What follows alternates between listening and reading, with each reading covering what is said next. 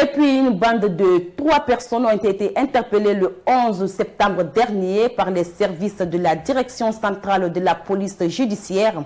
Au dire des autorités, ces individus arrêtés appartiennent à un groupe qui fait parler de lui ces derniers temps dans les cas d'attaque des taxis-motos à Conakry et ses environs. Explication Marie-Pauline Camara et Souleymane Souma. Composé de 5 éléments dont une fille, ces individus opèrent ces derniers temps en bande organisée à bord d'une RAV4 de couleur grise immatriculée RG 5411AF. Selon la police judiciaire, ce groupe aurait commis plusieurs cas de crimes et vols dont le dernier cas remonte au 5 septembre 2024 aux environs de 5 h du matin à Kisosso, en haute banlieue de Conakry. Le cas d'Ali Mouketa, effectivement que ce jour-là, il a été réveillé par un voisin qui lui a dit d'accompagner son frère à l'hôpital.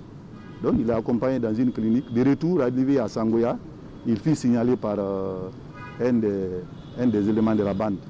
Donc lui ne savait pas, pour lui c'est un client. Après ils sont venus juste à la hauteur de Kisosso, après le grand carrefour, que ce dernier lui a demandé de prendre à droite vers la corniche, que juste c'est pour aller prendre sa copine. Mais lui il a vu que la route non seulement il faisait très tard la nuit, mais la route aussi est risquée.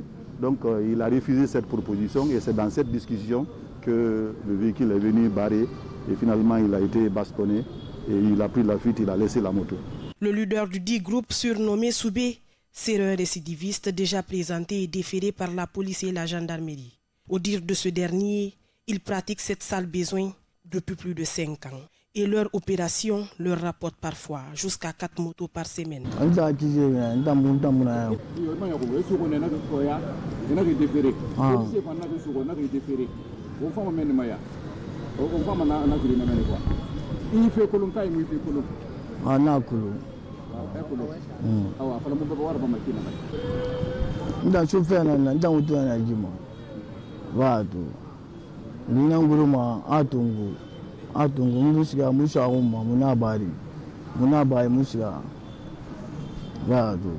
La Direction générale de la police nationale, fidèle à son idéal de sécuriser les citoyens et leurs biens, en appelle à la bonne collaboration de chacun et de tous.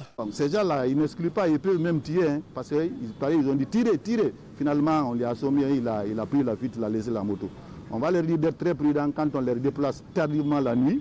Et aussi, il y a des lieux où il faut éviter de circuler. Nous avons pas mal de plaintes ici qui parlent de vol de moto.